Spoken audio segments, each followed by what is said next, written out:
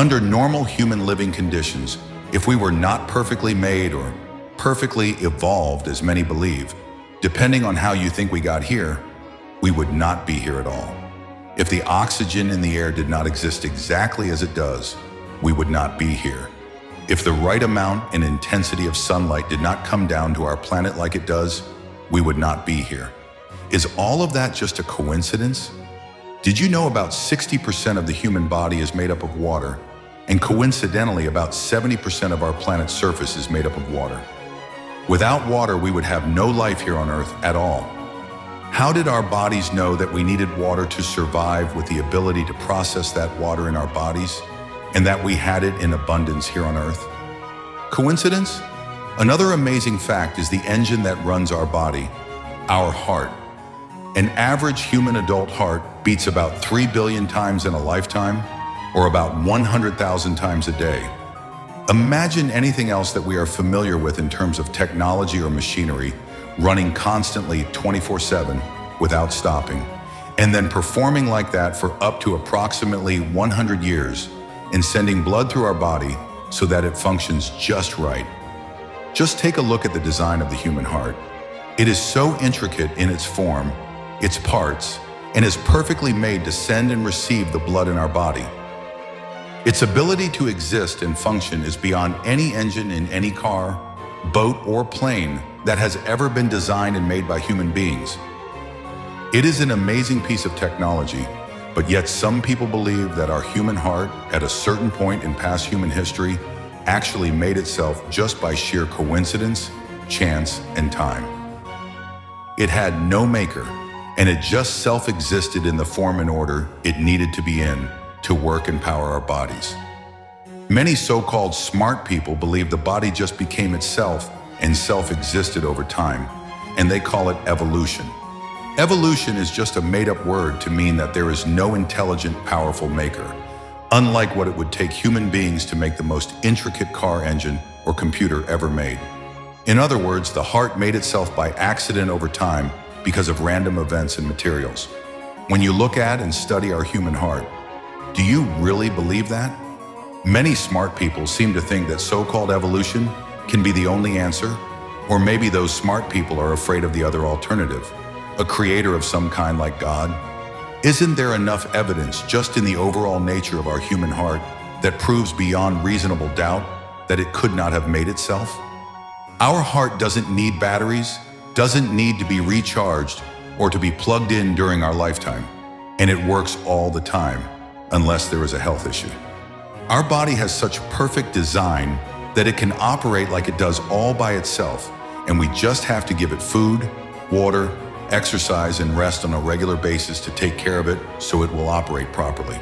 The human heart is a work of art and technology, and the evidence is overwhelming for an intelligent maker.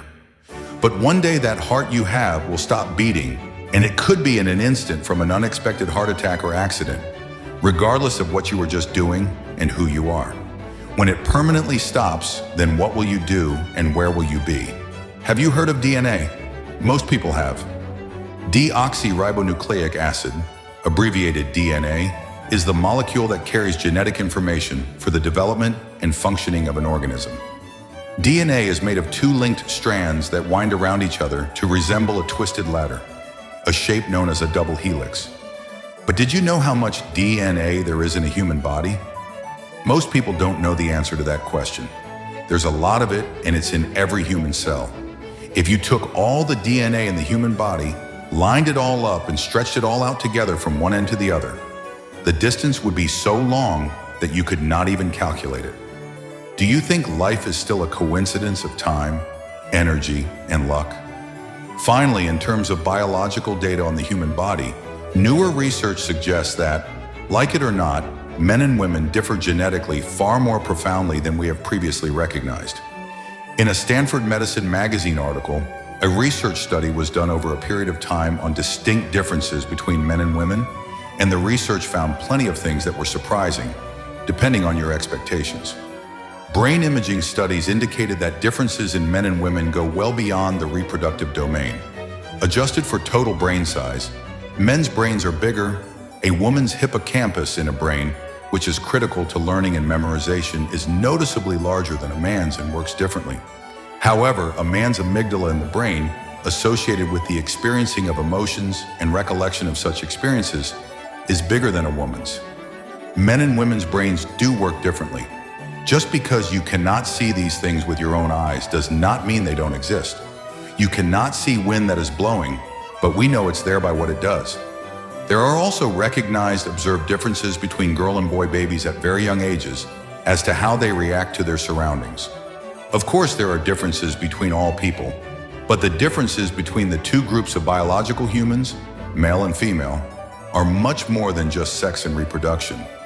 New technologies have generated growing evidence that there are inherent differences in how men's and women's brains are wired, and also how they work. Many of these cognitive differences appear very early in life. You see sex differences in spatial visualization ability in 2- and 3-month-old infants. Infant girls respond more quickly to faces, and they begin talking earlier. Infant boys react differently to outside emotions and stress than little girls do. Boys react differently than girls to outside separation distress and other outside influences. There are even more amazing facts with regard to the human body, both adult and baby, but that's just a small sample. Our bodies are not simple, and they are more complex than you ever imagined. Plus, baby boys and boys of older ages are uniquely different in their behaviors than girls. Usually the way people think is, my body is here, it works, I see my arms, legs, feet, hands, torso, head, and I just go about my business not thinking much about it until I get sick or need to go to the doctor or hospital. Then you really start thinking about your body and hope that it is working right or can get fixed. Here's one that few people ever think about. Balance and how it actually works in the human body. Did you know that being able to keep our physical balance is vitally important to living our lives?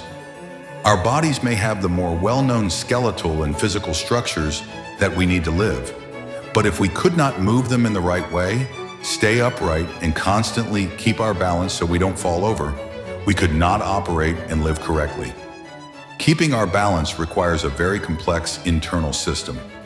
When it comes to our balance, our brain has a very important part in it called the cerebellum, and it is like a little brain. The cerebellum is located at the very back of your skull and controls a number of functions including movement, speech, balance, and posture. The cerebellum doesn't work alone, as there are several other parts of the brain and body that also contribute to balance functions, including something known as the vestibular system. The vestibular system is like a messenger service. It's located in the inner ear and provides your brain with information on things like motion, the position of your head, and sudden movements. This helps you maintain your balance by ensuring that your brain processes your body's position every time it changes. Overall, the vestibular system helps you maintain a sense of equilibrium, preventing falls and dizziness. Here's the most important reason to seriously consider all these facts, and that is, we as people believe one of two things about life. Number one, all these human parts and the way they operate in the human body are this way by sheer chance over time happening by itself. And we just happen to win the jackpot by being born and operating correctly. Number two, we were made by an intelligent designer. There really are no other reasonable possibilities. For evolution to be the answer, human life would have started and continued to change over a vast amount of time, and things just came together by luck and sheer chance. Or, you believe that we as human beings and all other life were designed by a superior entity. In other words, we were created by someone or something outside of our world. As far as nature goes, many people just say that somehow nature just knows how to do it and it gets done. But nature does not have a centralized power center that designs and operates things. Nature does not have a thinking mind. In other words, you would have to believe that all things in nature would, by itself, somehow work together and would know what it is doing and then do it. For evolution to exist and work, it would need to be centralized and controlled within itself and create itself with no instruction. We would have to believe that nature and evolution are intelligent like we are. This kind of human thinking about the subject of existence and nature is to suspend rational thought. But people will think like that because they don't want to believe the obvious. that so-called evolution is not the answer. Evolution makes no sense, especially given the incredible complexity of the human body. It is not rational and logical to believe that nature just got here all by itself. But yet millions of people do believe the human body and the bodies of all non-human life just somehow magically exist and work in these very complex ways. It is an earthly mother who did it, as in Mother Nature, which is otherwise responsible, they would say. But to believe that is like believing Santa Claus and the Tooth Fairy are real. Want to know more? Then please watch part 3 of our video series, What's Inside of You?